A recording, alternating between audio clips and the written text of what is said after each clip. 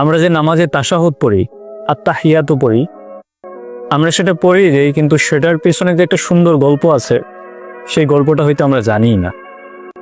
আমরা শুনেছি যে রাসূলুল্লাহ সাল্লাল্লাহু আলাইহি সাল্লাম মেয়ারাজে গিয়েছিলেন, ইসরা এবং মেয়ারাজের সেই গল্প আমরা অনেক শুনেছি, অনেক আলিম উলামা বলেছে, অনেক বইয়ের গল্প শুনেছি, অনেক ভিডিওজে দেখেছি। কিন্তু রাসূলুল্লাহ সাল্লাল্লাহু আলাইহি সাল্লাম আল্লাহ তাআলার সাথে ইসরা এবং মেয়ারাজে একটা কথোপকথন করেছিলেন। সেই কথোপকথনটাই হচ্ছে তাশাহুদ তথা আত্তাহিয়াতে। রাসূলুল্লাহ সাল্লাল্লাহু আলাইহি সাল্লাম আল্লাহ তাআলার সাক্ষাতে কিন্তু আল্লাহ তাআলাকে সালাম দেন নাই, কারণ আল্লাহ রাব্বুল আলামিন নিজেই তো শান্তি দেন সবাইকে। আল্লাহ তাআলার শান্তি চাওয়াটা তো আর মানায় না, রাইট? সেই জন্য রাসূলুল্লাহ সাল্লাল্লাহু আলাইহি সাল্লাম আল্লাহ তাআলাকে উদ্দেশ্য করে বললেন যে আত্তাহিয়াতু লিল্লাহি ওয়াসসালাওয়াতু আত-তাইয়্যিবা, যে সমস্ত প্রশংসা, সমস্ত সমৃদ্ধি, সমস্ত পবিত্রতা আল্লাহ তাআলার জন্য। প্রত্যুত্তরে আল্লাহ তাআলা কি বললেন?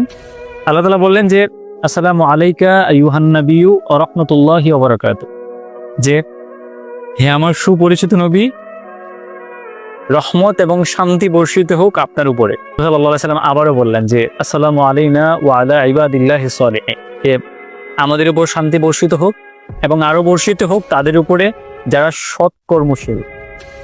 আল্লাহ তাআলা এবং রাসূলুল্লাহ সাল্লাল্লাহু আলাইহি সাল্লামের সেই কথোপকথন শুনে ফেরেশতারা সমুচ্চরে বলে উঠল, আশহাদু আল্লা ইলাহা ইল্লাল্লাহু ওয়া আশহাদু আন্না মুহাম্মাদান আবদুহু ওয়া রাসূলুহু, যে আমরা সাক্ষ্য দিচ্ছি আল্লাহ তাআলা ছাড়া আর কোনো মাবুদ নেই, রাসূলুল্লাহ সাল্লাল্লাহু আলাইহি ওয়াসাল্লাম আল্লাহ তাআলার বান্দা এবং রাসূল।